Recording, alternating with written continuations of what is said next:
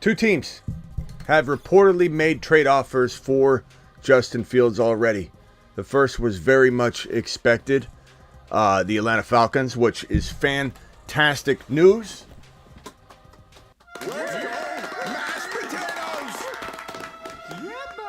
The second is a little bit shocking to me because of what I explained as a reason why I didn't think the Raiders would be making a trade offer for Justin Fields, because Luke Getsy failed him in Chicago and he's now the new OC in LV. Now, it does make some sense, and I did preface that statement every time I made it with maybe Justin Fields and him are like this, and they feel like the organization failed both Getsy and Fields at the same time, and that would make it make sense if they did attempt to go after him. But this report coming from my boy Jake from Uncovered NFL, and he reports that the Chicago Bears have received two trade offers for quarterback Justin Fields. One offer from Las Vegas, the other from the Atlanta Falcons. The Bears organization is still deciding internally which route to pursue, those options being sticking with Justin Fields or trading out of the number one draft slot, or selecting Caleb Williams, etc., etc., etc. We'll be breaking down this and a whole lot more. My thoughts on it. What do I think is going to happen? And do I think the Raiders are really in play for this? We'll find out. The Fantasy Football Show begins right now. Breaking news edition. File on in. Hit that like button if you would on the way in the door. I see 8 of you did it, but 70 to 100 of you bouncing in and out already. 8 thumbs up. Let's do it live. Live from the FantasyFootballShow.com studios. It's the Fantasy Football Show. Live! Monday through Friday, 8 p.m. Eastern. Smitty is also live whenever news breaks. From the FantasyFootballShow.com news desk, here is your breaking news.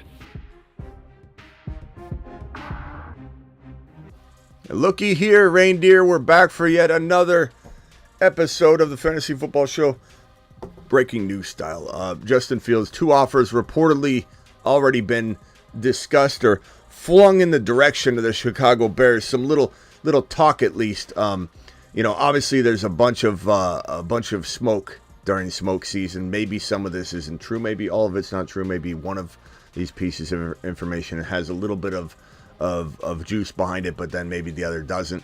Hard to know what the draft capital would be in exchange too, because I have a feeling they're all lowball offers. And when you talk about Justin Fields, you have some people, especially in Chicago, that say, hey, Smitty, if we're trading Justin Fields, I'm a Chicago Bear fan, we're taking nothing but the 8 pick. Let me tell you something. You don't make that decision, Bob. And my guess is the Falcons may consider it if push came to shove and the competitive spirits were at work and everybody's trying to get him, multiple teams, then people are going to up the ante. Just think of it like a housing market, right? If there's a house going for $400,000 and it's going to be appraised at $400,000, it's getting sold at $400,000 or below in a bad market, because the bank will make sure of it and the appraisal value will make sure that gets kicked back down. Like if somebody's going to pay $420,000 for a $400,000 house, the appraisal comes in, bad economy, bad market, that person selling the house is going to have to lower down to $400,000. But when somebody's in a competitive market where the banks are okay with you overpaying, bidding wars are at play, you could literally say, I'm listing my house for $300,000. And you're not going to sell it for $300,000 because people will come in and start bidding it up to $420,000, $425,000, $430,000 when it's worth $400,000, and your opening offer was $300,000. Like that's what happens when competitive minds are at work and teams are going after a player and they're throwing offer after offer. Fields could easily go for a second round pick only, or he could easily go for maybe the 8 trade down to a second round pick. So in the case of the Chicago Bears, maybe they surrender a second or a pick around that territory to the Atlanta Falcons in exchange for the 8. So it's kind of a swap, a move down for Atlanta, not a complete loss of a first rounder. It's basically you get Fields in a second rounder, we get the number 8. That's essentially what the trade, I think, could be. Something like that could definitely be at work in play. I do think the Raiders, with the 13 overall pick, have a lot lesser offer on the table, unless the Bears are saying, give us the 13, and they'll do that. And the Falcons say, we're not doing the 8 pick. And then you've got the Raiders in the driver's seat. I still firmly believe, first of all, both locations would be fantastic. If Fields ended up in LV, it would be great for Fields. It'd be great for the Raiders. Devontae Adams to the moon for at least 1 year. You got Mayer's going to be a phenomenal future piece. Zamir White to the moon. Maybe the Raiders pulled us off without getting rid of the 13 overall pick, and they somehow get a Dunze or another wide receiver, and they figure out how to make this thing work. Maybe they go get Saquon Barkley. Maybe they bring in Fields, surrender the 13, even if it's a trade down, but then they somehow, some way, shape, or form find their way, their hands on a running back like Barkley, on a running back. Let's go to the running back free agent board. A running back like Henry. Maybe they bring back Jacobs. Who knows? Maybe they bring in Eckler. And so let's do it live. Zamir White and Eckler, lightning and lightning. Who the hell knows? Or maybe this is one of those like monsoon storms. It's like it's going to come every once in a while. This guy's not going to fully explode all year long. But I would venture to say LV's going to push all in on this season. I don't think they feel like they're building. I feel like they got what they want. They got what they need. They just need a quarterback is all they need. So they will make a heavy push if they feel like Getsy wasn't a bad fit. That's kind of was my thinking as to why LV wouldn't be involved. Getsy was in Chicago last year. Getsy failed on Fields. And like I said, and I caveated this every single time I mentioned it, the only way I could see LV being involved is if Getsy and Fields were like this.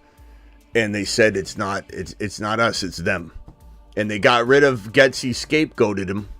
And he's over here in LV as a victim, and we think he's bad. And I can't fully dissect why everything went wrong last year. I do feel like Getsy was a big part of it. But if they bring Fields in, man, surrounding him with this talent, with this organization, with this head coach in Pierce, and this vibe they got going on in LV, I'd be okay with it. I think Fields would do great. I just think they're not as likely of a candidate for right now, but that could totally change. I think Atlanta's the most attractive place for Fields, but he doesn't make all the decisions. But where Fields wants to go will weigh in at some point because, look, these teams want him for the long term. And nobody's going to want Fields coming and going, I don't want to be here. And I don't know that Fields would care. I think Fields wants out of Chicago more than he is letting on. He says he's fine. He wants to stay there. He loves the Chicago fans. But it's a business, he said in his quote. He's placating to the situation. He's going to be politically correct to his fan base. I love my fan base. I love my city. If you remember when Fields was interviewed about whether he's going to be in Chicago or not, his interview was very much about the city and the fans, not necessarily the team, the organization, Ryan Poles, anything like that. So I do believe at the end of the day, Fields doesn't really want to be there. Fields doesn't want to be somewhere. Think about it. Why would you want to be in a landing spot, a location where they're contemplating trading you? They're basically saying, we don't know if you're good enough. Maybe we'll keep you. Maybe we feel like we can't get enough for you, so then you'll be second choice. Because right now, first choice is if we can get rid of you for the right price, then we're getting rid of you. That's option number one. Option number one is never going to be Fields. Fields will know, I am not option number one. He's not. Option number one is trading him for an offer they can't refuse. That is an insulting thing. As a quarterback, he's got to want to go off that alone. And I think the Atlanta Falcons are the best landing spot by far and away. You've got Kyle Pitts. Think of what Fields has done with Kmet and what he'll do with Kyle Pitts. London, DJ Moore, bringing in another wide receiver. If they can get Fields for a couple second rounders and not give up this 8, they could get a Dunze. They could get maybe Neighbors. Probably not. They can't draft Bowers, although I would do it anyway. Give me Pitts and Bowers. I'm Smitty. I'll do it live. double tight end the right way. That's like Hernandez and Gronk. Bowers, Kyle Pitts, London, Bijan, Fields. I'd do it. You call me whatever name you want to call me, whatever helps you sleep at night, but I'd do it, and I'd do it live, and I'm not ashamed to admit it. So there you go. Smitty, did you just say this is Keyboard Clifford, and I'm typing you after the live stream because I'm not such a diehard that I watch the lives. I've got to work in the morning, Smitty. I can't be up at what is this? A midnight live stream. Here's Keyboard Clifford. I wanted to say that you saying Bowers going to Atlanta is a joke. LOL. Can't believe you'd say that, Smitty. What kind of analyst are you? Clifford, why aren't you ever in the live stream? Why aren't you ever in the live stream? I do it live. I don't care. And here we got a Bears fan comment. And I'm not trying to go at you, pal, but, you put it out there. Fields is staying put in Chicago. Oh, yeah? You sure about that? You sure about that, Bears? I mean, I know you want it, but you don't make the call, Bare Bones.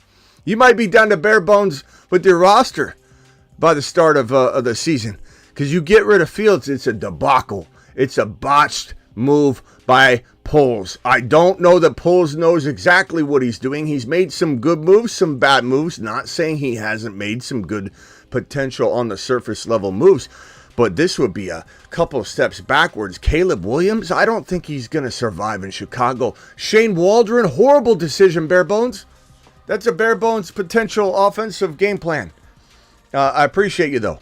I appreciate you. Chicago, another Chicago fan. Bye-bye, Fields. Good luck in Pittsburgh. Hey, here's at least somebody that has a Chicago Bear logo in their avatar, and they know what time it is. Fields, bye-bye. Why would he want to stay?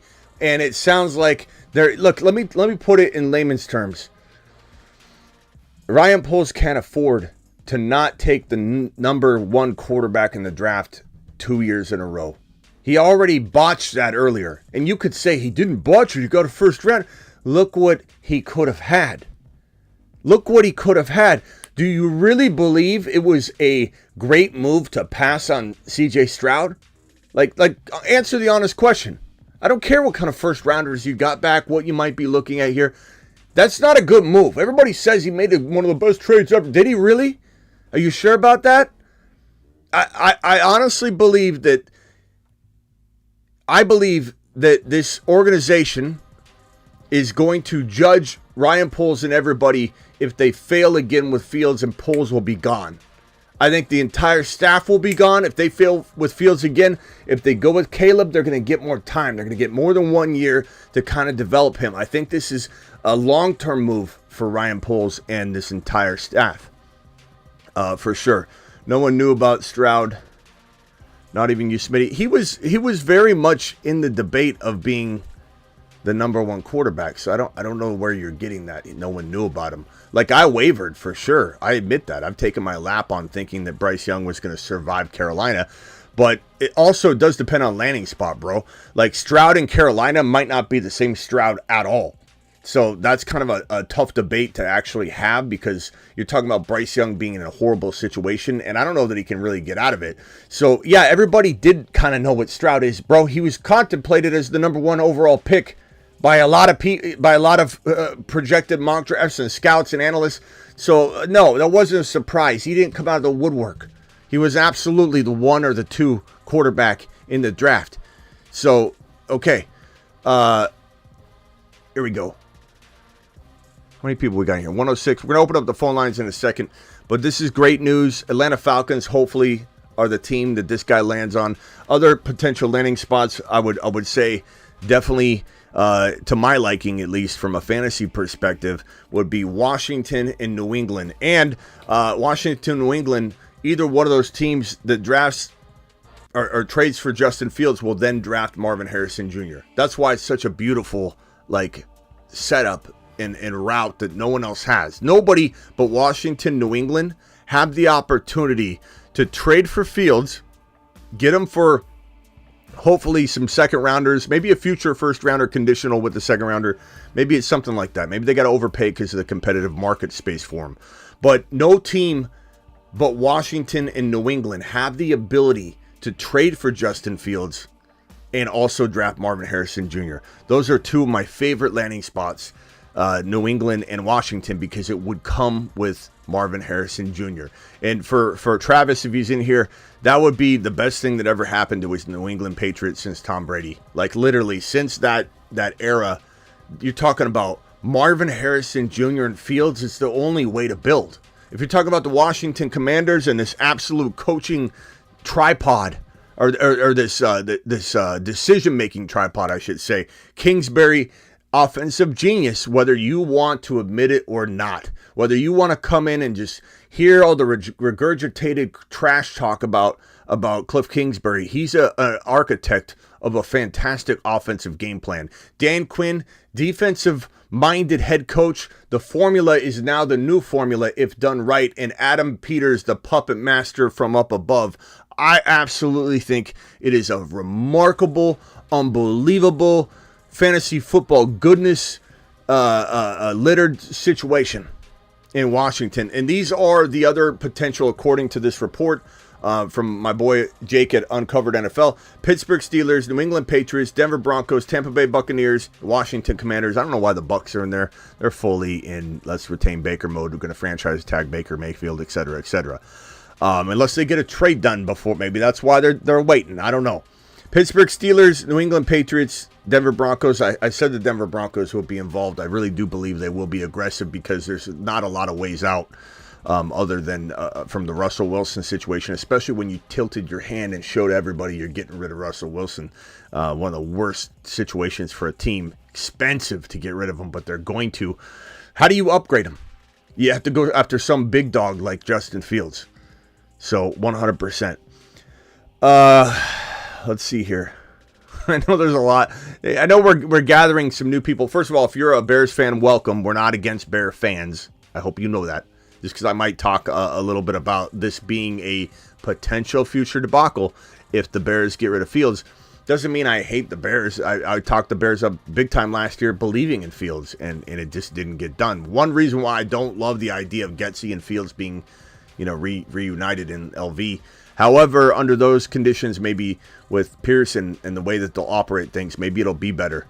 And like I said, if I heard something along the lines of Fields loving Getsy and both of them not just feeling like they got what they needed and support they needed and the coaching decision-making above Getsy that they needed to be successful. But I just don't know that I would trust that on its face until we had a whole lot more information. So it's not my favorite place for him to land. But anybody in here that is a Bears fan, appreciate you all here.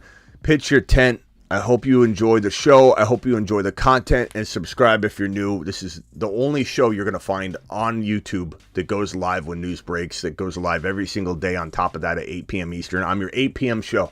I'm your 8 p.m. Eastern show. I'm also your live breaking news, break it down guy. Know what I'm saying? Okay, dial in.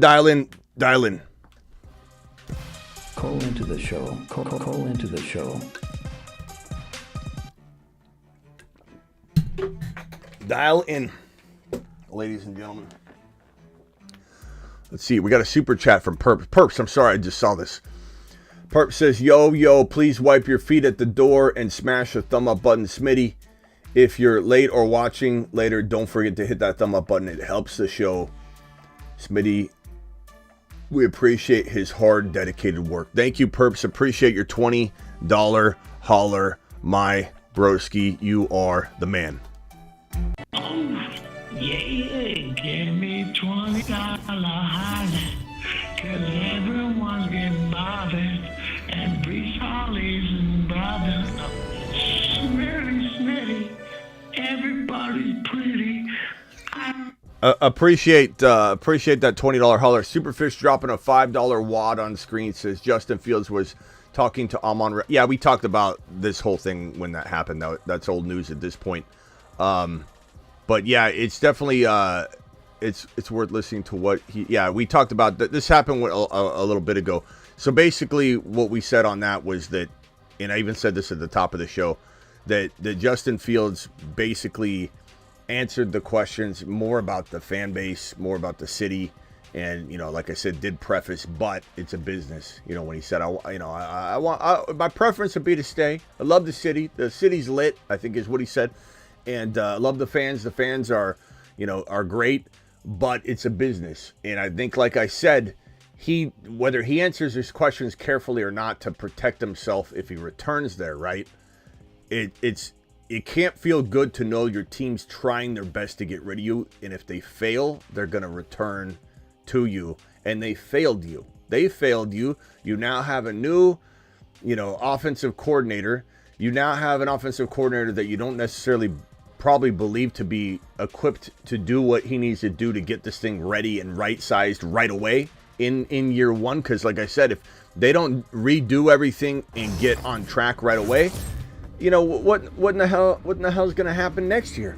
You know, Fields doesn't want to keep going through new offenses and new GM or well, maybe a new GM. If they fail Fields, Poles might be gone. Oh, Poles won't be gone. Watch what happens if Poles fails Fields again.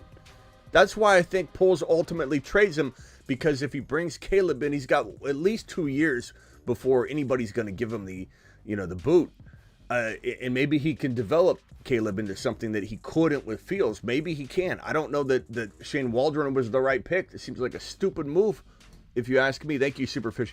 Appreciate you. Perps to the $20 hauler one more time. Perp says, I just wanted to shout out to our family member Ron Navy, sending my best to him and Mrs. Navy, praying for Ron, who lost his beloved dog, who crossed the Rainbow Bridge, and current health scare. Praying for the Navies. Thank you, Perps, for dropping that. Appreciate you. Thomas dropping a super chat real quickly here, says, yo, Smitty, you take Kenneth Walker emoji away. We might have lost it in they give you so many emojis per so many exclusive members. So become an exclusive member. Let's add Kenneth Walker back. Save Kenneth Walker. Make Kenneth Walker great again. Travis Rowe, you are live. What can I do for you, pal? I still got Kenneth Walker for my emoji, so we're all right. Maybe he's got to scroll and look for him.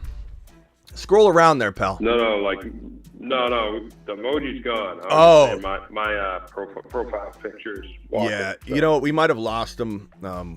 He's got to earn it back. He didn't quite do enough last year. I mean, I can admit that, as much of a fan as I am. I think he it wasn't necessarily all his fault. But. I think, you know, when push comes to shove, we've got to make sure he does earn it back, because like we only have so many emoji spots. Nobody knows what the Bears are going to do with the number one pick except for the Bears. That's true, Superfish.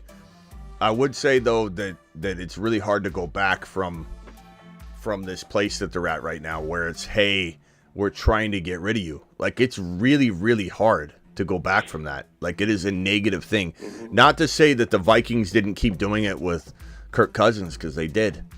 But, you know, for a quarterback that's failed, though, it's not a good feeling, you know. And I think the Bears know that. Like, they probably feel like Fields is shaky, you know, to them. And Fields probably is. Like, if we're being honest with ourselves, Fields is going to go back and play in Chicago with a little bit of different fear and expectation.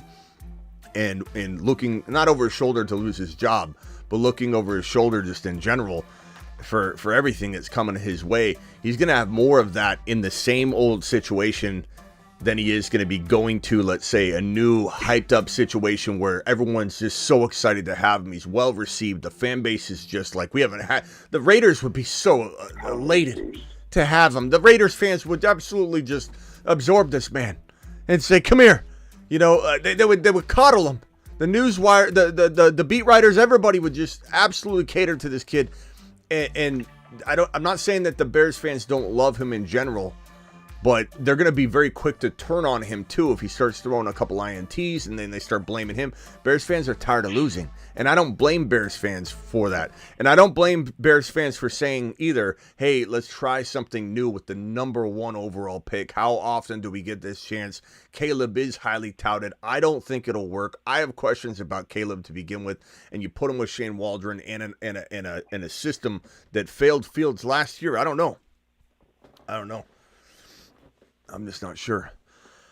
It's not that I don't like Waldron, Ryan. Ryan says, why do I dislike Waldron? He just isn't proven enough to me to be this guy, to be in charge of this situation. We're talking about building up what people say is a very questionable but highly touted rookie QB that needs a Shane Steichen. He needs a Cliff Kingsbury. What are you doing putting a guy that was in the NFL for in and out of the NFL for 20 years. And he finally got his OC job in Seattle. He's not there anymore. And he I believe it was 3 years? 3 years. he had been an OC. And granted, he did a lot with a little in terms of Geno. You could bring that to the conversation, and I could say that's the only point I can't really refute is say, well, Geno did do pretty well, and we didn't think he would. But I don't know that that's who I want sculpting my Caleb Williams, quarterback and turning him into the best quarterback that he can be. That's not the guy that I want trying to fix the Justin Fields situation. Shane Waldron, I don't know. Maybe he proves me wrong, but this is already a tough situation as it is. You're not going to go get the most experienced, the most highly touted offensive coordinator you can find. You're going to go with Shane Waldron. If he was so good, why is he not in Seattle? I don't know.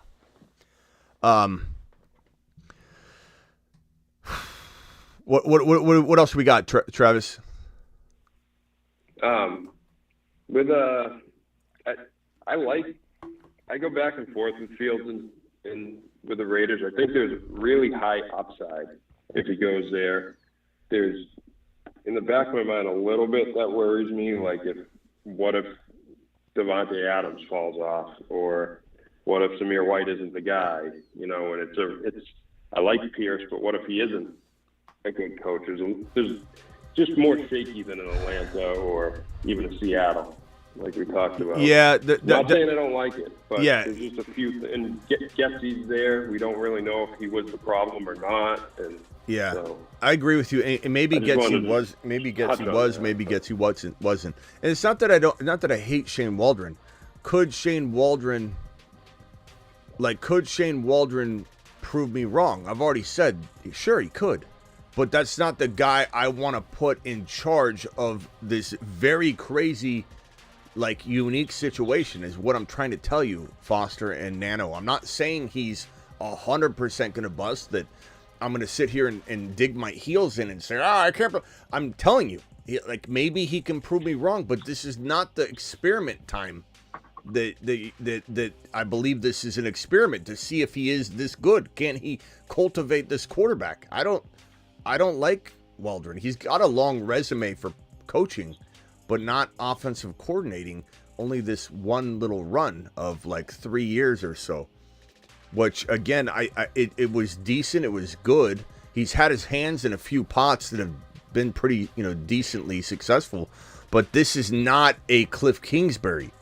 This is not a Shane Steichen. This is not a Ben Johnson. This is not a, one of those situations that I think is absolutely a phenomenal, piece to your team. You bring in somebody that can architect like that, I think that I have more faith in Fields getting, back on track where we thought he could have been last year and where he was in week 3 and 4, or was it 4 and 5?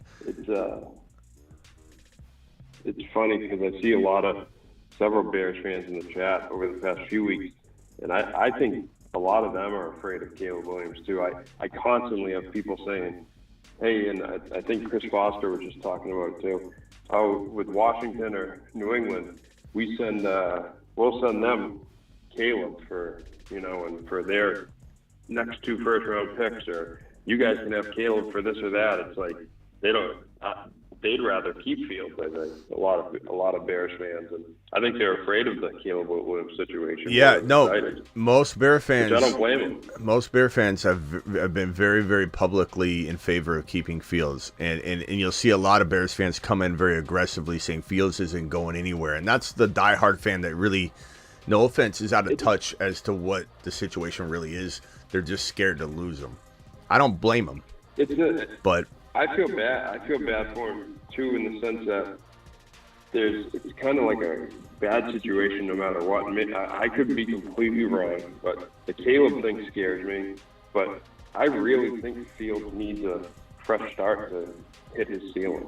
Yeah. I don't think even if the Bears are set up a little better, I just think what he's gone through there, he needs a fresh start. Yeah, just to get that confidence. He does, and he needs to just shake free and break loose the past. Right. He needs to go forward, and he can't have anything from the past grabbing him by the shoulder pads and pulling him back. And even if it's bad behavior or just the doubt of this team and the feel of it, who wants to go back to that? Especially, like I said, and I don't know how many times I got to say it, for the people in the chat that are, I think, Bears fans, that they probably found us, and we're glad you found us. I don't want you to take this a negative way. You're going to be sentimental to this topic. You're going to be defensive to this topic. But again, I'm not saying Waldron can't become a good OC, or for sure won't be. Or when someone said in the chat, how do you know it wasn't Pete Carroll that held him back or something? I'm not saying that those things aren't something to consider. I'm just saying, when you failed Fields already and you're bringing in a new OC, do you really want to play that game? Where hopefully this is going to work. Like, you know what I'm saying? Like, why are we talking about this? Like, well, what if he's good? Of course, he could be. You know, what if he's good developing a Caleb Williams? Maybe. But don't you want someone that's got a little more experience? Why on earth would a Bears fan not want Cliff Kingsbury, who was his QB coach at USC this past season? Why would you not prefer Kingsbury over Waldron? I don't understand that at all. Because you don't have him? If you had him, you'd love him. But I think that's the natural fandom, defensive move, is that Kingsbury's trash. And again, I could be wrong too, but Waldron almost seems like he is better for like Gino. They needed to kind of rein him in and make him just a good passer and get accurate and all those things, where I don't know if he's cut out to coach a dynamic type guy who's going to run around and work outside the pocket and do all these things that a Fields or a Caleb Williams does, all these multiple different looks. And whereas, like you said, a Kingsbury is cut out for that. He's tailor-made for that job. Yeah, it'll be quite interesting to see how this plays out. Good point. He said I could see the Bears pass on Caleb, and that's something we haven't covered. Is that, especially JD5, I agree with you. I think his stock is going to go through the roof. Yeah, no, we talk about that. We do that. He could end up being the first pick. Yeah, no, we talk about that all the time, actually. Well, no, I just meant like the Bears drafting him. I don't know if we. No, we talk about that all the time. Yeah, we talk about it all the time. Okay. As I've said over and over, JD5.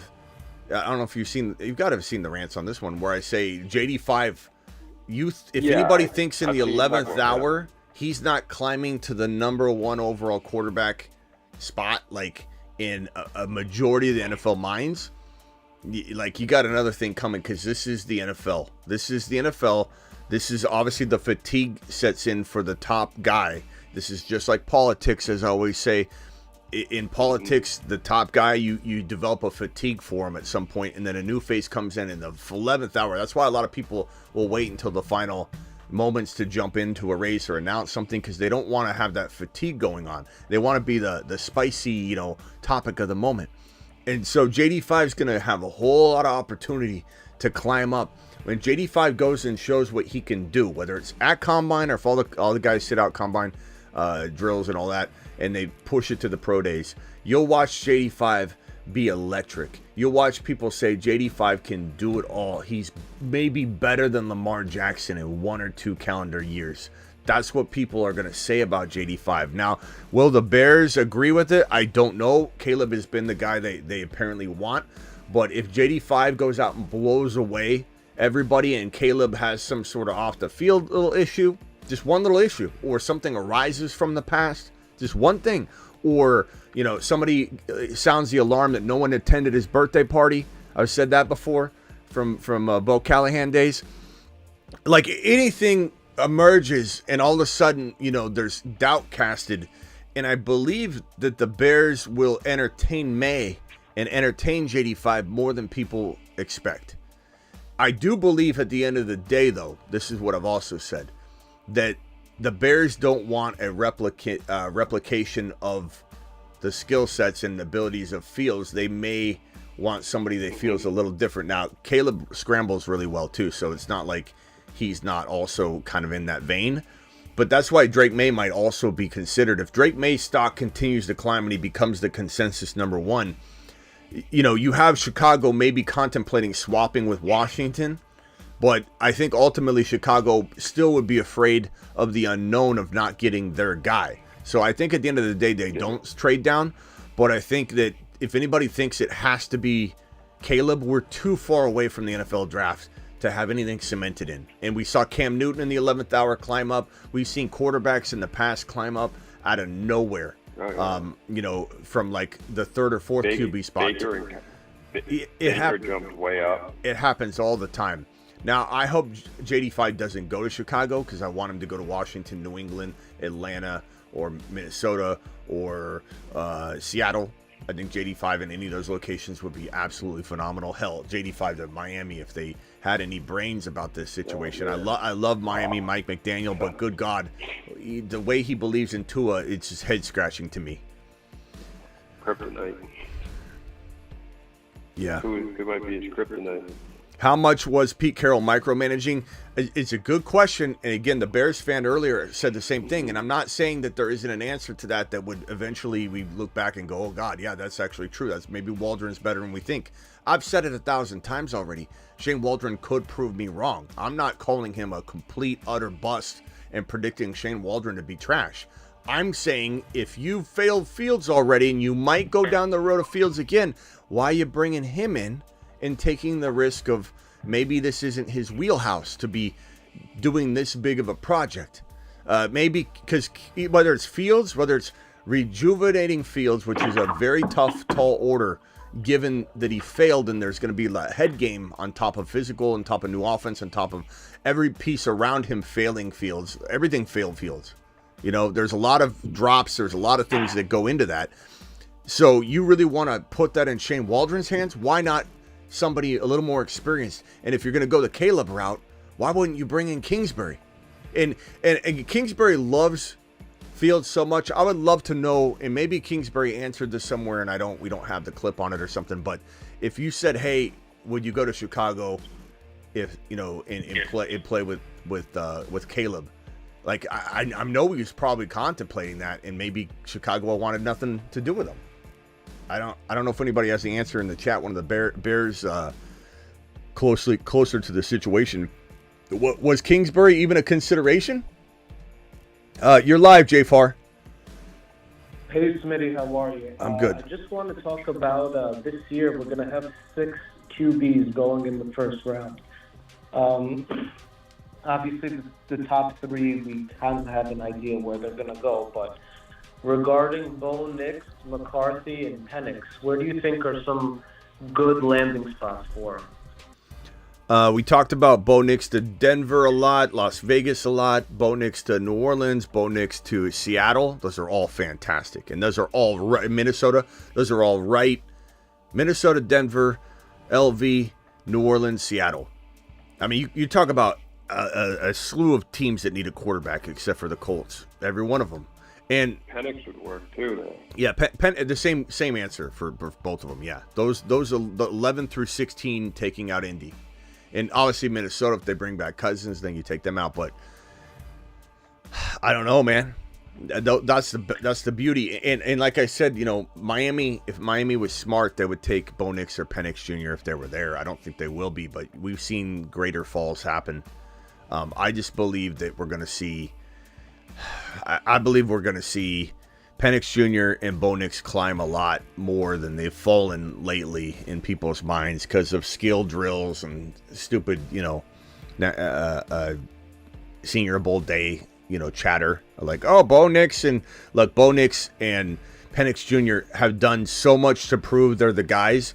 A little throwing in the backyard isn't going to change that. Pro days are going to help, I think, solidify their placement in the top 15 overall. Like, easy. Penix Jr., you know, everybody told me Bijan wouldn't go in the top 10, JFR. I got call after call after call. A lot of you remember that. People be like, he's not going in the top 10, Smitty.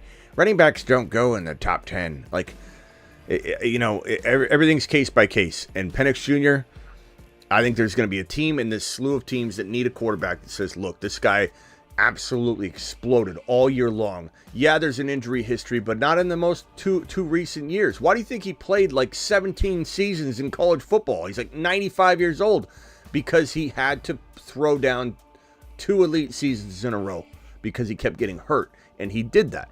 And everybody that said, look, he got hurt in the national championship game, he didn't get hurt in the national championship game. he got banged up and he kept playing like a monster through all of it. And his receivers were running the wrong routes. He wasn't getting any help from anybody.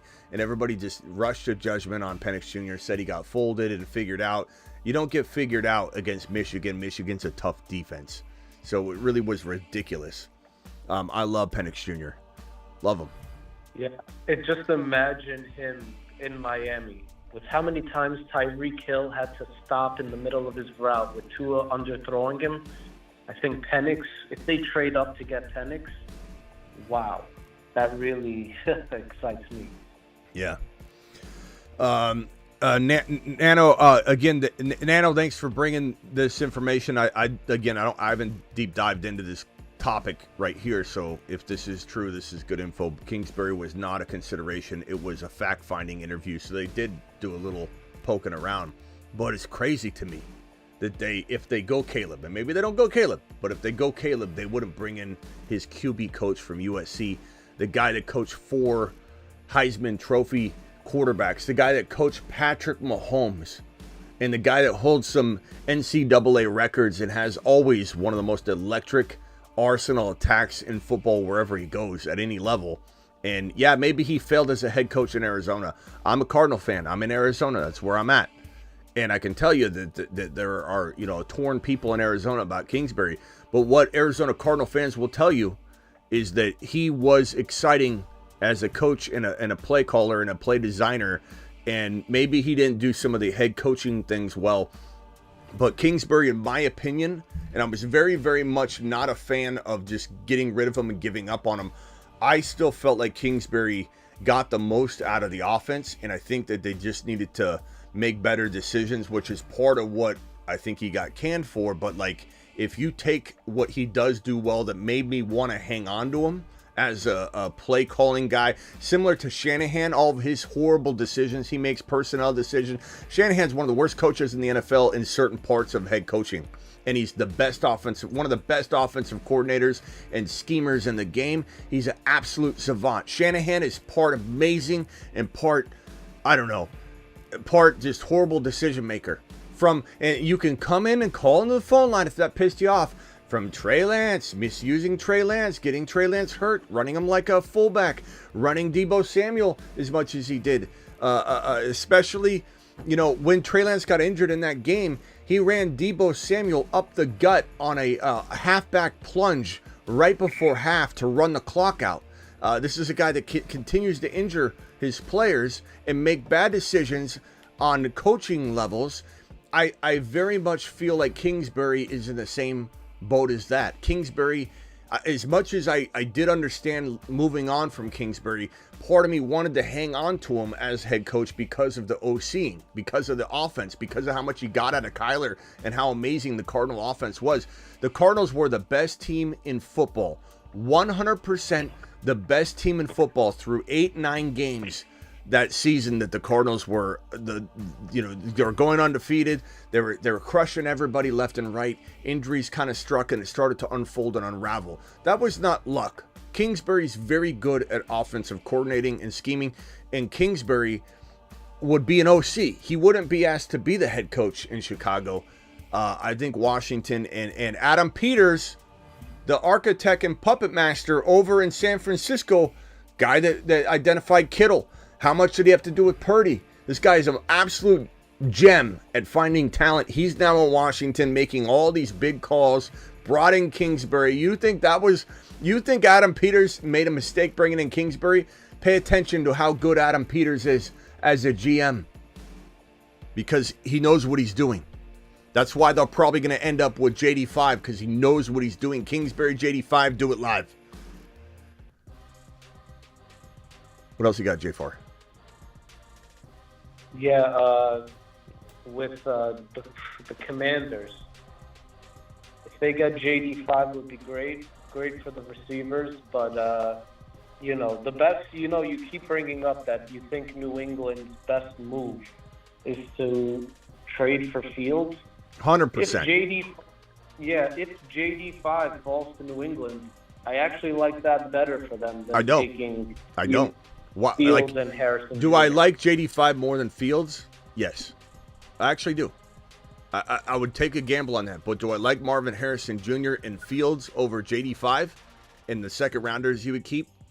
100% love Marvin Harrison Jr. and Justin Fields. That is just nasty, bro.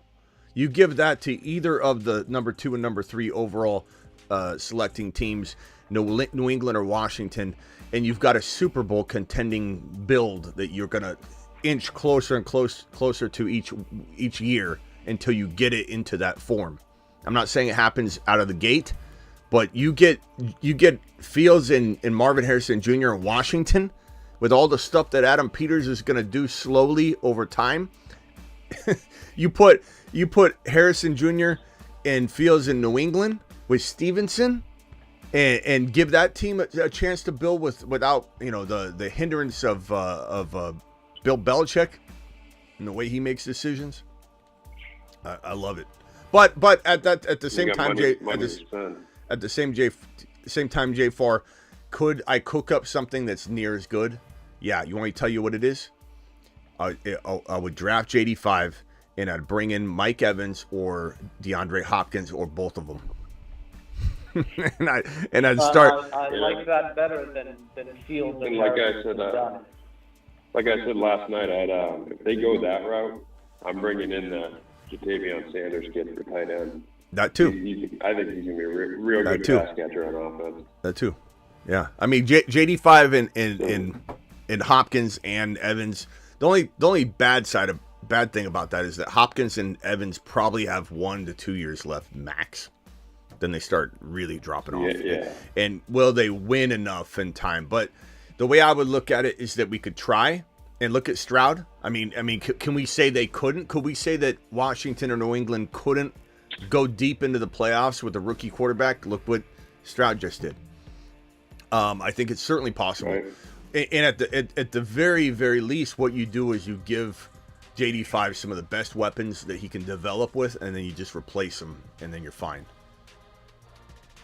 And like you said, like you talked about, the wide receiver group is so deep that even if you don't get Marvin Harrison because you go the route of JD5, you could sign a guy and you could draft another guy. There's going to be some gems in the third and fourth round still out there because there's so many pass catchers in this draft. Yeah, hoping it's going to be crazy.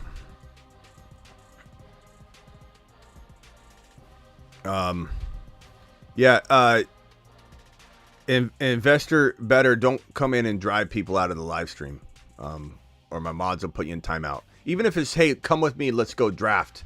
Like, some people are watching on their phone, bro, and if they go draft, they have to leave the show. We'll go into a live stream and draft at some point, but don't be careful on that. Stroud was pick number 2,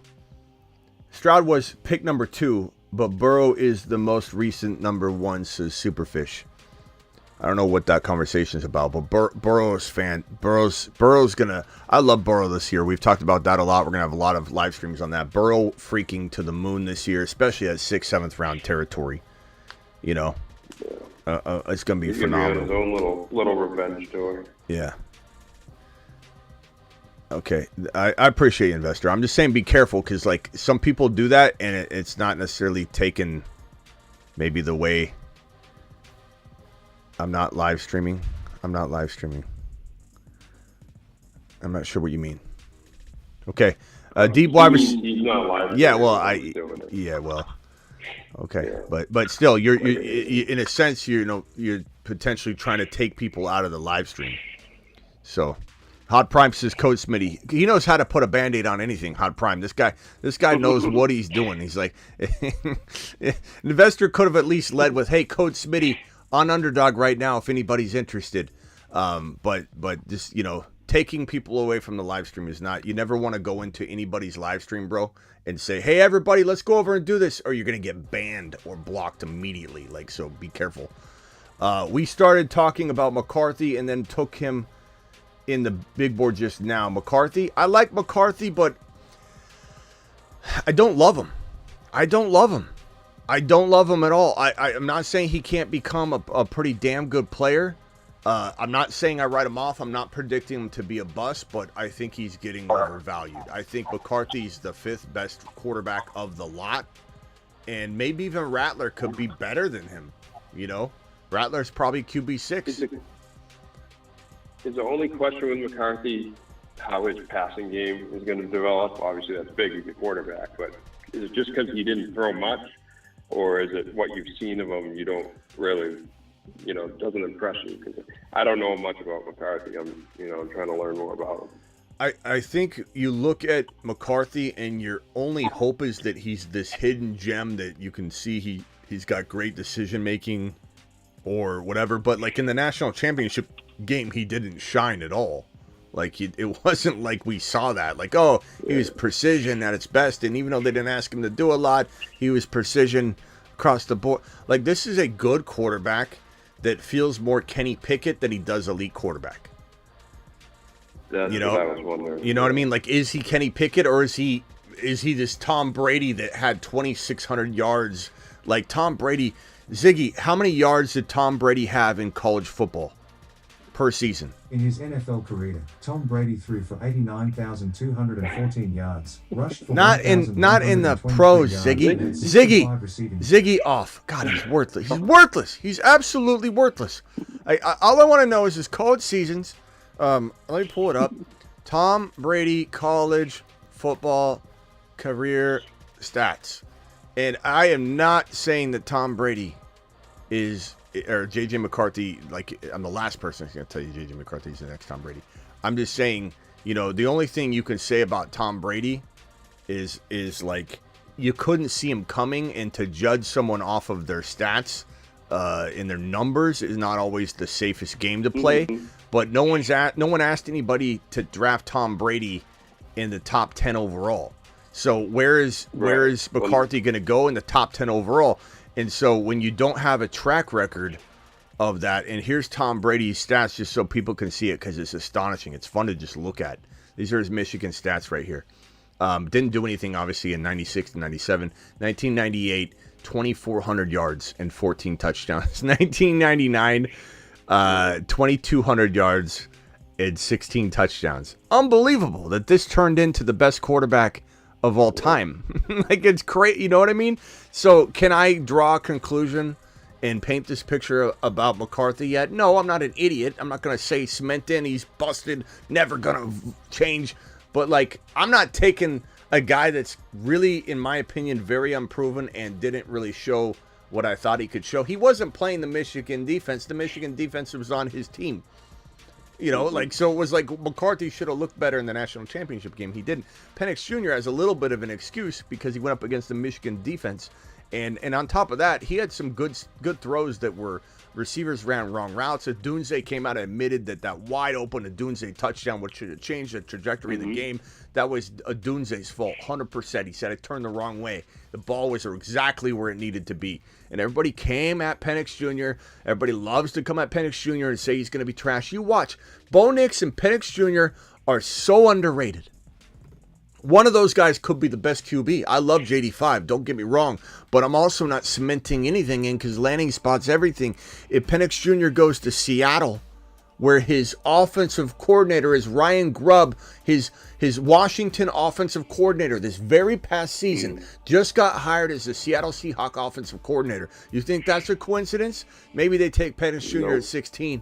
And in Seattle, throwing to JSN and DK, Kenneth Walker, Zach Charbonnet, I'm here for it. He could be the number one quarterback in the draft class there. Love it. Yeah, because with McCarthy, I just all I really hear, like I said, I don't know a lot, so I don't want to quite judge, but I hear he has, quote unquote, all the intangibles, and he's got plenty of arm to play in the NFL. He's got a strong arm, but I know he didn't throw a lot. I mean, they ran so much that it's just hard for me to get a grasp on him. And then I see people going, oh, he's going in the top 8, no doubt. And I kind of wonder, the hype could get that high, but is that appropriate, or so.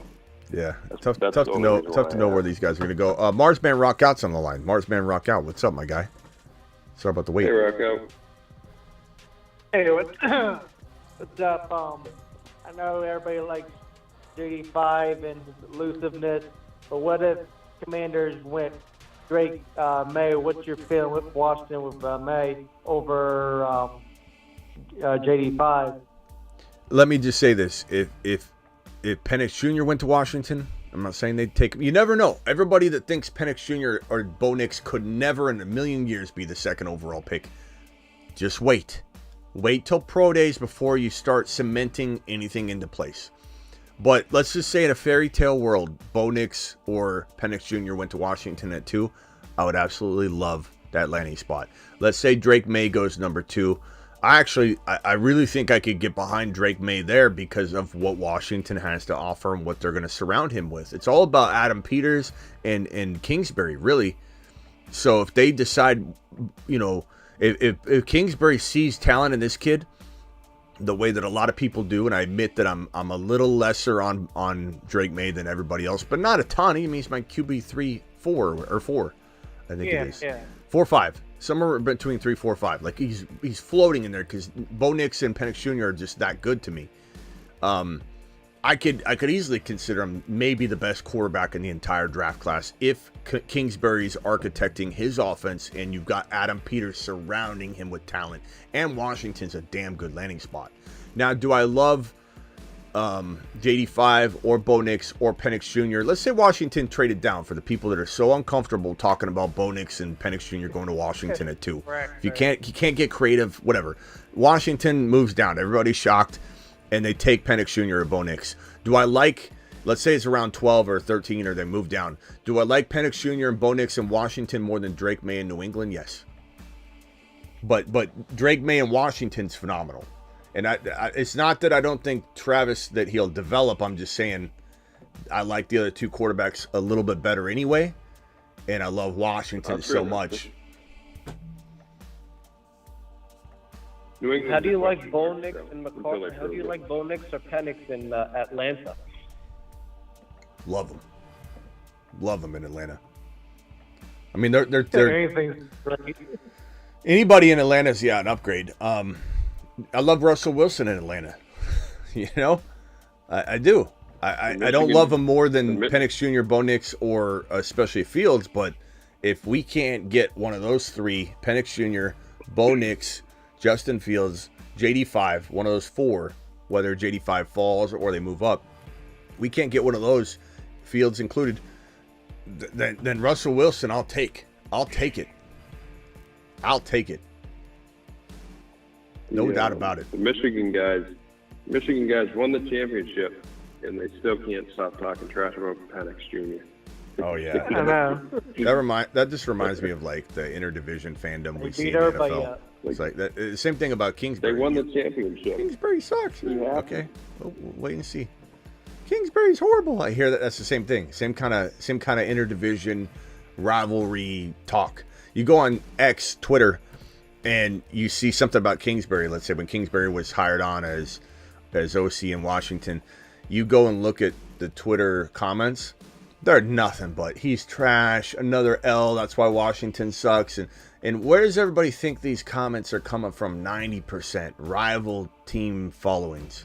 These are fan bases of rival teams, interdivision, a lot of it, and it's just loud. It's loud noise, and it's funny because any of these teams were to have got them, they would, like, let's say the Niners brought in Kingsbury, they'd be like, hey, let's see what he does. He's good. He's good.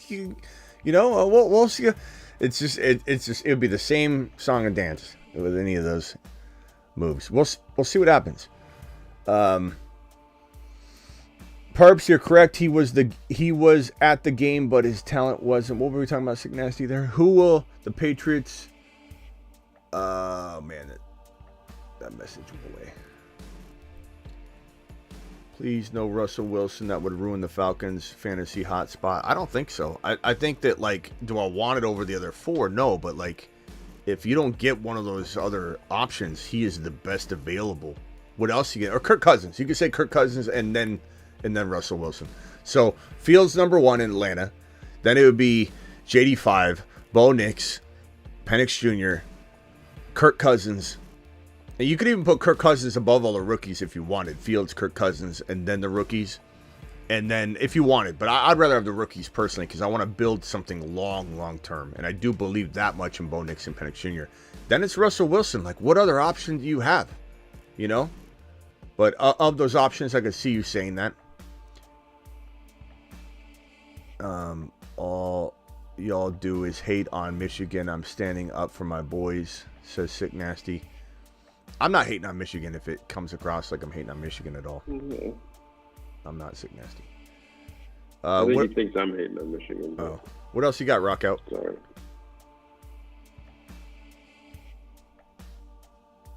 What else you got, JFar? Yeah, I'm looking at the draft order right now. Giants and Tennessee could also take QBs. We could have 5 quarterbacks who go in the top 10, which would be unprecedented. I think probably both of them don't, or at least one of them for sure doesn't, because Tennessee's got Levis. They're not done with that experiment at all, bro. I think, yeah. And the Giants have so much money tied up in Danny Dimes. I think they're imbeciles.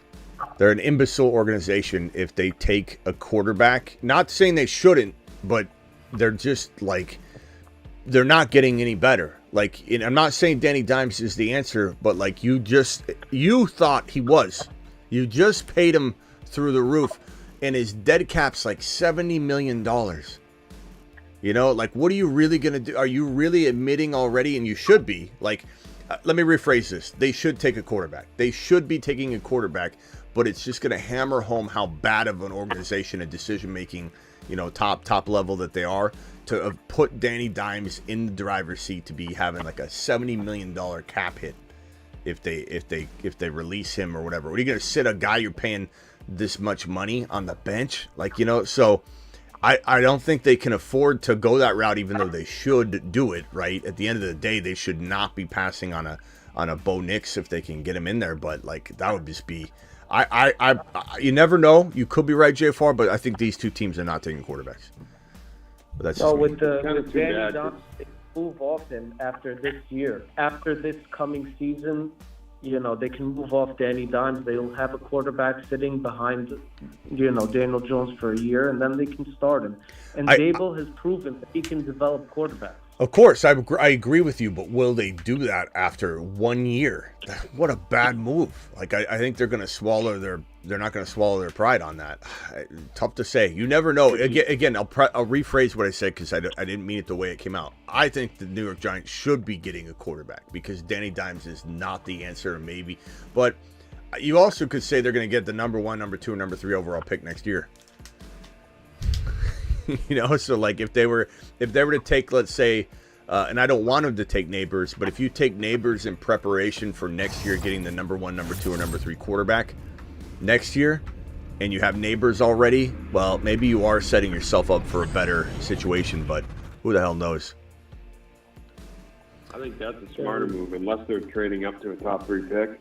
I think they're smarter to just kind of tank out this year and make a really good pick at 5, or get a haul for the 5 pick if someone wants to move down a little bit and set up for next year. I know the QBs aren't as strong next year. Yeah. Where would you live? Where would you rather live, Chicago or LV? I don't think I'd want that Chicago weather. I love the snow and rain, but not all the time. So I don't think I would want that in the city either. So. Yeah, and LV would be kind of fun, you know. I'm not like a huge, you know, card gambler or slot machine gambler or anything like that, but I would love to be, if depending on my living situation, you know, like would I love the traffic or living near the strip, and I don't know, I'm not sure. How you doing, Smitty? I'm doing good. Kirby called in last week from Seattle, just joining the show. Appreciate you for the $10 hauler. $10 haulers get a moonshot, my man. Appreciate you. To the moon. Marsman, rock out. You got anything else? Yeah, is this for certain Pittman's going to get franchised? Yeah, I think Pittman's getting franchise tagged very, very soon. I think that's happening soon. I think they're trying to probably work out a long-term deal with them. I know that sometimes franchise tagging a player gets the ball rolling too, because you look at in the example of, let me go to the wide receiver board. I probably need to update this. I think I got a tag icon here. Let me put that here tagged. Yeah. So Higgins, I guess the way I would look at this is like Higgins probably thought he could get more, and he's holding out, and so they tried to offer him what they felt was fair, but then at the end of the day, when Higgins probably they were too far apart, they're probably going to look at it now and say, okay, now that you have no other options, do you see that this is the best offer you're going to get? And then he might come closer to their offer. You know what I'm saying? So at the end of the day, but you want to try, because the player, is going to be a lot more, I think, apt to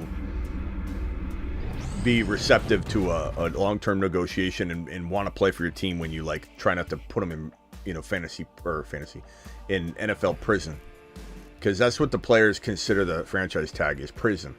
Like they hold them in a financial jail, and they hate it. Players hate the tag. It creates animosity for sure. So they were definitely trying to do the right thing, I think, and they couldn't get it done, so they tagged him. I think the Colts might be trying to work out a long-term deal. They're probably also wondering what other options they have. They're exploring them. What if Hopkins was released? There's some things they're probably discussing and kicking around. Would I rather have Hopkins over Higgins? Yes, I would. I would have. So I would have considered that. Would the Colts rather have Hopkins than Pittman? Probably not, because Pittman's young. I'm not saying Higgins isn't necessarily young, but Higgins doesn't strike me as a wide receiver one. He just doesn't. I'm not saying Pittman is a wide receiver one either, but he feels a little bit closer, and if he feels a little bit more like you could build around him. Ziggy, how old is T. Higgins? T. Higgins is 25 years old. 25. Ziggy, how old is Michael Pittman Jr.? Ziggy, how old is Michael Pittman Jr.? Michael Pittman Jr. is 26 years old. Ooh, he's older. On October 5th, 1997. He's older than Higgins. Huh. Woo! Apparently. Yeah. Whoopsie. It doesn't really change my mind though. But there's still, I personally don't see either one of these guys as a wide receiver one, so it doesn't change my mind at all. But I think the Colts might be they might view Pittman as a better option. I don't think the Bengals necessarily would or should. I like Higgins. I don't think he's a bad receiver at all. But give me Hopkins for 1 or 2 years, get a Super Bowl. I mean, Hopkins is he showed signs of life last year. He just didn't get the football the right way all season long. $20 million to be in prison for 1 year. Crack shot. Yeah, crack shot. I'm not saying it's not a ridiculous thought of these players. For running backs, it really is, because running backs are going to get you they're going to get 10 to 12 million, which is still a lot to people like us. But 10 million to a RB when he's watching QBs get paid 60 mil a year is something that makes a RB cry. Running quarter or wide receivers 20.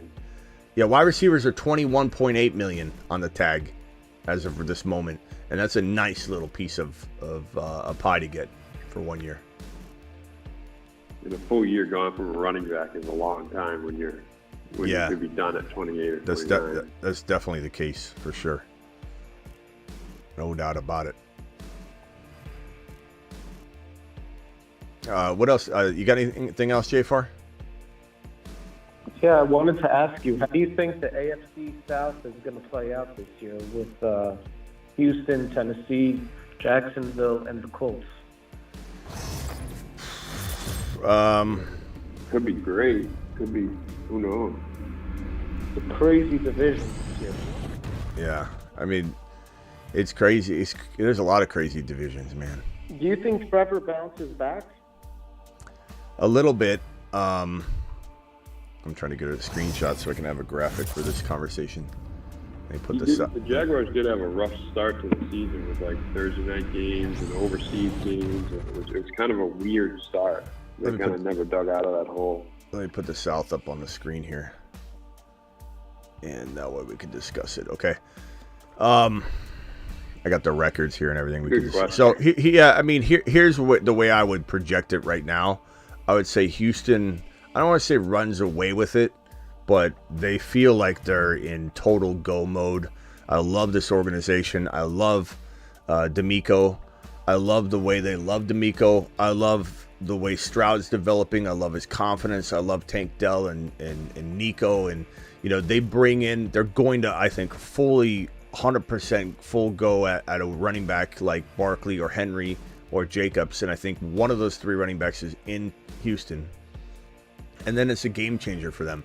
I don't think Jacksonville has what it takes to put enough wins together in a row. Could they sneak into the playoffs or something? Like, it wouldn't surprise me, but I also think they're very capable of collapsing. I don't know how I feel about the Law Dog right now. It's not that I don't love him. I just feel like this situation's rough. It's hard to get a handle on how that's going to go. Colts are going to be dependent on, AR5 staying healthy. Tennessee, I don't see as a huge threat at all. I would say it's a good division, but I don't think it's one of the best divisions in football. I think it's a good division. I think the Colts and Texans, and the Jaguars are good. Those are all good. I think the Texans are by far the best. I feel like they're the elite one. I think the Colts could be a sleeper, rising star team for sure. But do I think they win multiple playoff games this year? No. Could they grab a wild card spot? Wouldn't shock me at all. I love AR5. I love JT, AR5, and whatever wide receiver they bring in with Pittman or without Pittman. I think it's a good team. I think AR5 absolutely explodes, but I think they're maybe a year or so away before they're absolute, it's a dynasty, that we're talking about. I think Texans are probably the clear-cut favorites. That's the way I look at it. Not writing off the Law Dog, but that's how I feel. Yeah, no, I think the Colts have a lot with AR5 and JT. Both of them haven't been healthy, so far. So, they got to be healthy for them to be good. And I also see that with the Rams. Stafford over the past few years hasn't been healthy. Kupp hasn't been healthy. And Kyron, he has been playing great, but 2 years in a row he's been injured. They need everyone to be healthy to be firing on all cylinders. Yeah, I think at the end of the day, the toughest division in football is going to be between the AFC East.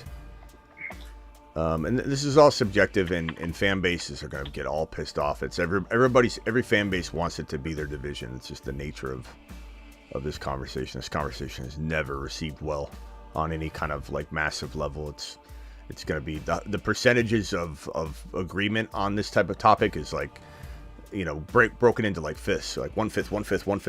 But like the West is in the NFC is a tough division. Rams, Niners, I think Seahawks are going to be, really, really tough this year. Cardinals, I know I'm a Cardinal fan, but I'm always very objective with it. I think they're going to look really strong. You add Marvin Harrison Jr. if they do, or Neighbors or somebody to this arsenal for Kyler Murray. It's going to be a good team. It's going to be a really good team. The AFC East is very, very, very solid. Dolphins, Bills, and with Aaron Rodgers, back, the Jets are going to be very much in play. And while I think New England's a year or two away, they still could be better than we think, depending on the moves they make. So they could fall off. But I think these are two very, very tough divisions. Trying to think if I. What about the NFC North? NFC North. Yeah. Yeah. The Browns. Yeah, that's probably tied with those three. I would say the NFC North for sure. Let me put the NFC North. What about the NFC North with the Packers, Vikings, Bears? It's good. It's good, yeah. I mean, we're kind of splitting hairs. What I wanted to ask you now is. I mean, even the NFC East, even the NFC, real quickly, even the NFC East. I mean, Philly, Cowboys. I mean, Commanders. That could be really good too. They're all pretty close. We're splitting hairs with it. I think, if we throw the Ravens, the Browns, the Bengals, I think the Steelers will not be super competitive.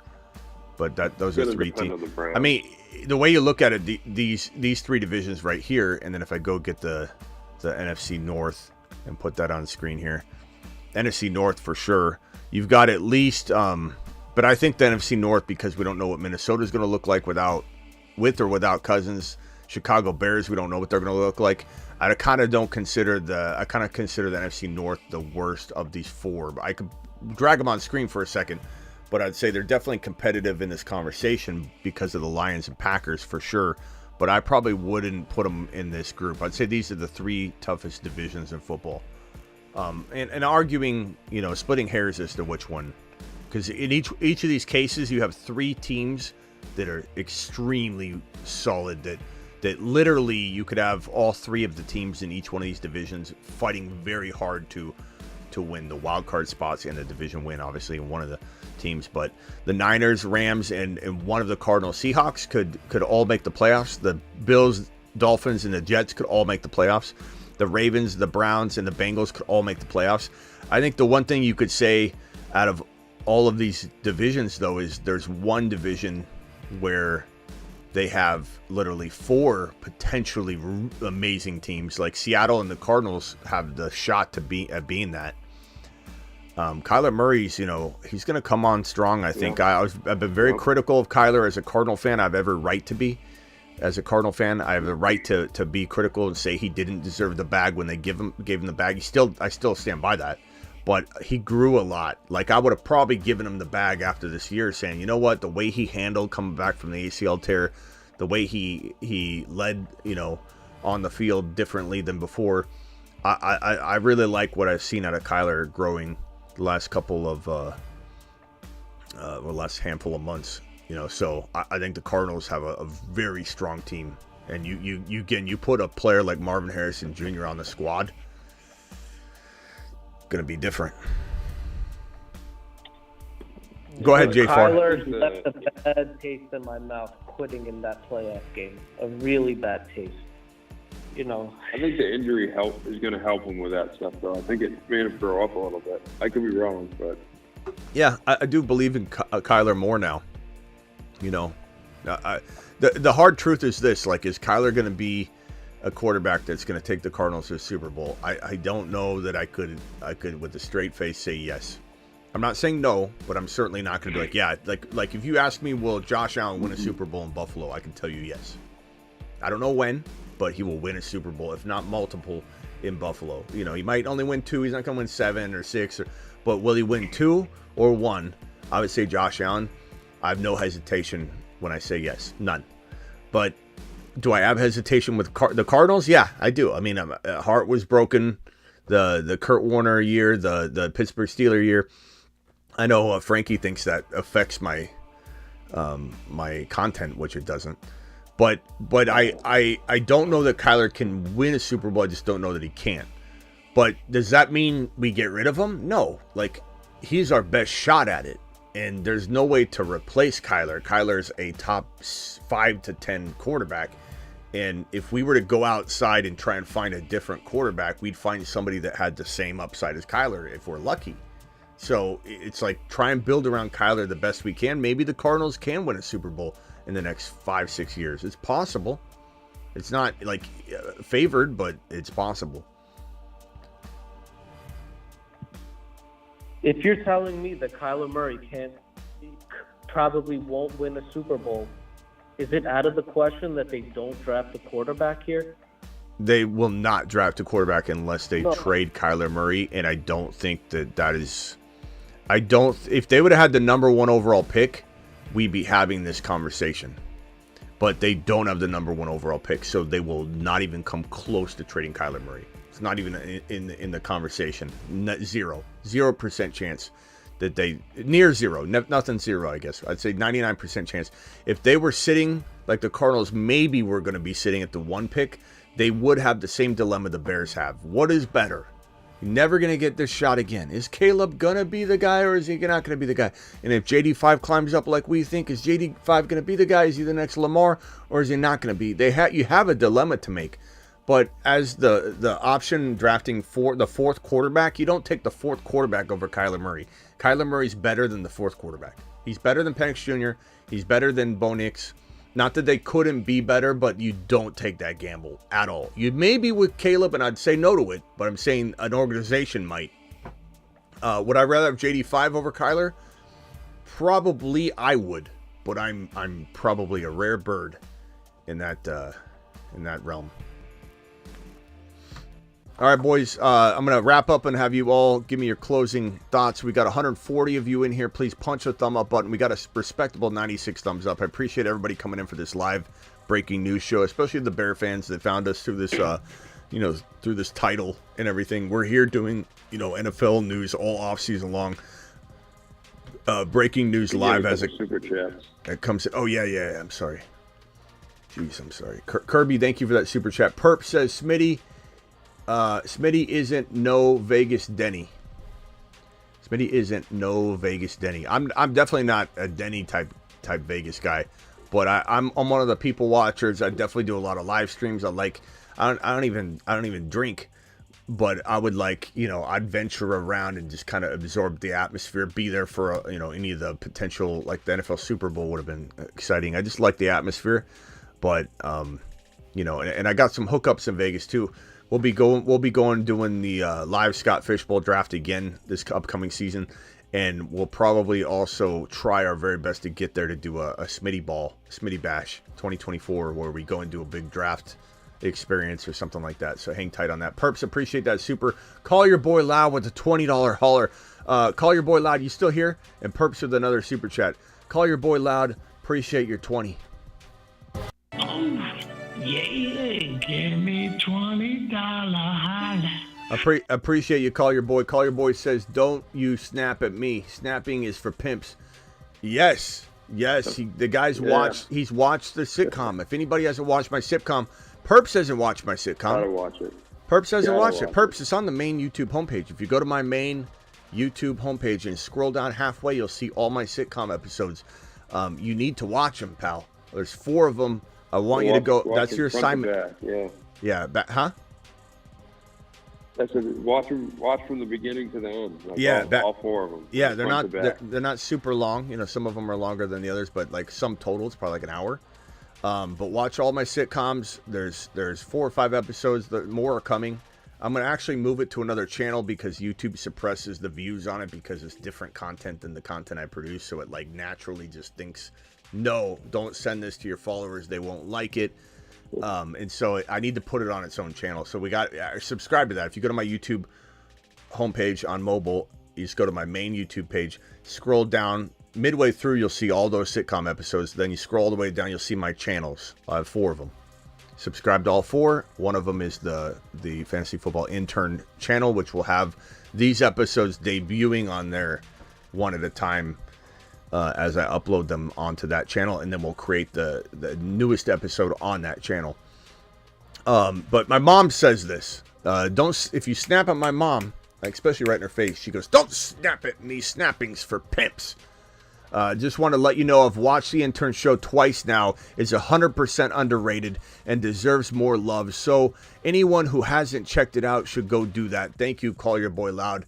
I appreciate that. I think if I had released those on its own channel, it would be huge. I think it gets suppressed. It gets lost in the shuffle. It's not a place to have those sitcom shows on this channel. I even created a World of Smitty channel, which might be where I do the vlogging from, because I don't know that the vlogs would even necessarily respond well because the content's different. And it's not that the way YouTube works is like if 50 of you are going to jump into a video right when it gets uploaded and watch it, and you love it, you need it, you seek it, that's why you subscribed, and then YouTube says, damn, man, almost all 50 of these people we just sent this alert to watch it, send it to another 50 more, send it to another 50 more. That's how YouTube works. But when they send the sitcom alert, hey, Smitty's sitcom episode 2 comes out, you might love the idea, you might want to watch it later, but you're driving to work and you're like, I want to hear about the news, so I'll bookmark this, I'll come back to it. And YouTube goes, oh my God, only half the people this time wanted to watch this right away. Don't send any more alerts out. And then that's how things get suppressed and everything. So I created a separate channel.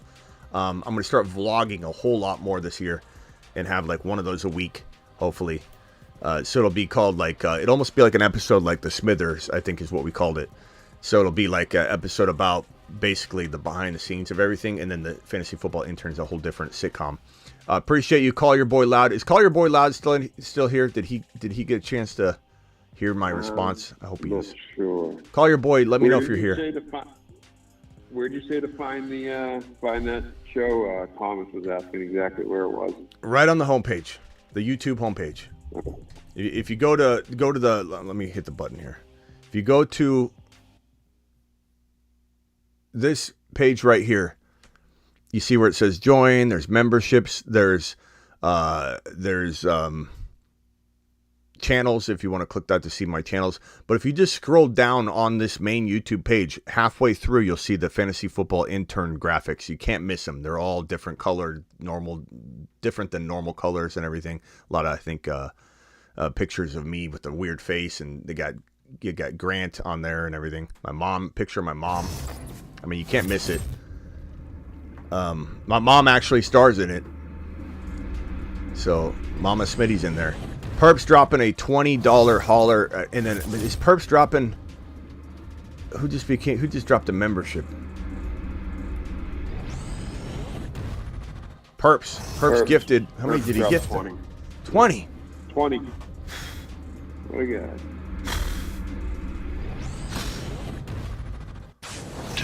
To Saturn, Perps.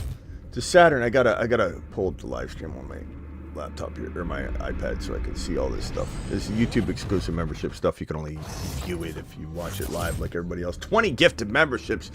Absolute madness, Perps. If you guys got a gifted membership from Perps, please thank him. And he dropped a $9.99 hauler. That's a moonshot right there. Perps says 142 people in the building and only 106 thumbs up right now. Perps, you asked me the question if it doesn't show you the real number. For some reason, you have to like reload the page to see the updated number. We're at 107, which is fantastic. But if we could get 135 to match 107, I wouldn't be offended. So, Perps, appreciate you dropping the freaking 20 gifted memberships. Perps, you're a monster. By the way, I don't know if anybody's had experience with this, but I'm very tempted to do a 72-hour fast, just to lose a little LB action, get ahead of the game, and then come in strong. Work out while I'm doing it, but come in strong and maintain. I know a lot of people think you'll just drop water weight, but the way some people's bodies work, mine included, if I drop the water weight to that degree, I actually will keep it off. It's just weird with my body, my metabolism. But getting that weight down is really hard. Once I get to a weight, I stay there. Like if I weigh 220, I can eat like a pig and I stay at 220. If I weigh 236, I can eat the same kind of foods, I stay at 236. If I'm at 205, I can eat like an absolute pig, drink 10 Cokes a day, and I still stay at 200 pounds. So I really need to just get to this figure, this number that at 205, 210, I need to get there. So I'm thinking about doing a 72-hour fast starting tomorrow. And I don't know, it's going to be rough. 72 hours, 3 straight days without food. I don't know. I've done it before. It definitely helps. Just drink a lot of water. How many pounds did you drop? I heard it's going to be like between 10 and 13. Yeah, I lost about 7 to 8 pounds. How many? 7 to 8, but I'm not as big as you. I'm about 170. I thought you said 78. I said, whoa. Whoa. Yeah, I might document it. I might do a vlog on it. So that'll be on World of Smitty, I think is where we'll debut that when I decide to do it. Thomas says just subscribe to the intern. Okay, Thomas, but did you watch the episodes you subscribe to the intern channel that has no videos on it, but you can watch all 4 of them. There might be 5 now. Watch all 4 of them by just going to my main YouTube page and scroll halfway down and watch episode 1, 2, 3, 4. Watch them all. You'll love them. I promise you. Peanut Butter and Jelly says he'll do it. Who wants to do a 72-hour fast together? Who wants to do it at the same time I'm doing it so we can vent to each other, talk about it? I've done it, Smitty. The first 36 hours sucked, and then it was no problem, says Perps. Perps, how many LBs did you drop? And thank you again for your 20... Your $10 super chatting, your 20 gifted memberships. Absolutely amazing. Thomas, make sure you watch the episodes on the main channel. You subscribe to the intern show channel. That's great. But you can watch the first 4 episodes on the main channel. Just go to the middle of the homepage. Who wants to do it with me? Peanut Butter and Jelly's down. Who wants to drop about 10 to 15 pounds in 3 days? If you drink water, we'll be okay, I think. I'm not a doctor. Make sure you consult your physician. Don't do anything that's going to make you feel sick or your body react to it. I'm not responsible for anybody doing it. You make your own decisions. I'm telling you, go consult your doctor first before you do this. But who wants to do it with your boy? I would love to do it with you. Matt O says he'll do it.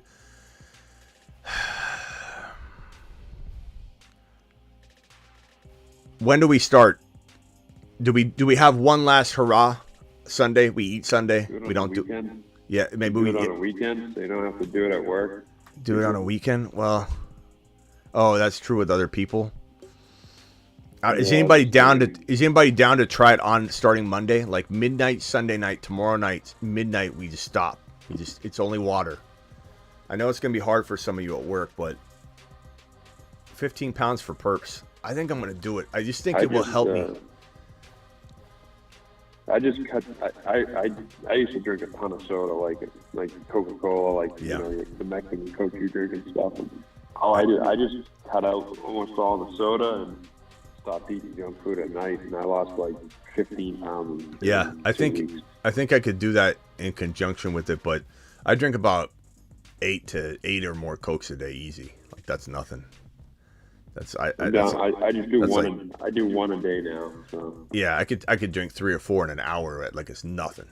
You know, just pop one top off the Mexican Cokes and just down them. I mean, I literally when people say you drink 4 Cokes, I'm like, I don't drink 4 Cokes a day. I drink like 8 to 10. The thing that's funny about that question is like I literally when I'm taking a bite of food, I might drink half of a drink. Like just to wash that down, and by the time I'm done with 3 or 4 bites, the first soda is gone. And someone's like, "How do you drink that many Cokes?" Like, how do you not drink that many Cokes? I drink like 2 or 3 of them during the meal, and then I sip on 3 or 4 or 5 like they're my dessert. So, but I don't think I'll have a problem. I'll definitely cut down on the soda, but. That alone will help you. You wouldn't believe it. It's amazing how much. That's why I got these primes. Take one thing out of your diet. That's why I got the primes. Anyone else trying to lose weight, just look at whatever the most unhealthy thing is, and cut that out for a couple weeks. All right, so I know it's hard at first. But. Matt O is in. Peanut butter and jelly's in. I want you guys checking in with me. Let's give tomorrow. Let's see, Tuesday. Damn it, Tuesday. Bro, Coke being used to clean blood off the streets. Yeah, I know. Is what it is. Let's do Monday till Wednesday. Okay, let's start Monday. So midnight tomorrow. So Sunday we'll eat whatever. Take your last snack right before midnight if you need to, or start earlier so you can end later. You know, maybe. You know what? Actually, let's end at 9 p.m. That way we can, maybe if any of us need to eat at 9 p.m. on Wednesday, we can. You know what I mean? Like we don't have to go to bed without eating and then make it another 12 hours. 9 p.m. Starting at 9 p.m. tomorrow evening, Sunday, 72-hour fast. Let's do it live. A lot of water. Drink a lot of water. Milk? You can drink milk? It might be a dumb question, but you can drink milk during a 72-hour fast? Can anybody confirm that? Perps? Can we get a confirmation on that? Oh, Sick Nasty just saying those are his main fluids. I got you. Okay, I don't think we can have anything. I think it's water only. Yeah, being water and black coffee. Why does black coffee get involved in all this? I don't understand. Is that just because people are incapable of not drinking their coffee? Like, how is black coffee always involved in fasting and everything like that? I think that's crap. I think that's like a vegan or a person vegan eating like eggs and shrimp or something and saying I don't eat any animal products at all, but yes, I will have shrimp and like, how does black coffee slip into this? Because people are so addicted to their coffee that they can't do it. Look, I'm addicted to my soda as much as somebody's addicted to their black coffee. I get that the substance is different. Like, there's no calories, I guess, in it. But I still feel like, you know, now the Prime has very little calories, 20. But, like, I can't consume this. Nope. All right. I'll see you all later. Appreciate you. Anybody have a last word? Appreciate everybody being here. 144 in the building. Appreciate all 144 of you. It's fasting starting at 9 p.m. tomorrow, Sunday. Fasting for 3 straight days. 72-hour fast. I'll document it on my World of Smitty channel. All right, we'll see you all. Thanks, Smitty. Later, everybody. 2 teams that made offers. Justin Fields, go watch the replay of the show if you missed anything. Appreciate every single one of you. Let's go do it live. Leave it on the fields. Just in time. Fields of dreams. Fields like making love. Outstanding in his fields. Fields so good. Fields general. My fields good. Uneven playing fields. Battlefields tested. Fields. He's for reals. Don't forget, live Monday, for all you new people that have subscribed to, live Monday through Friday, 8 p.m. Eastern, every single Monday through Friday. Also live whenever news breaks. Tomorrow we'll be going live at least once tomorrow. See you all later.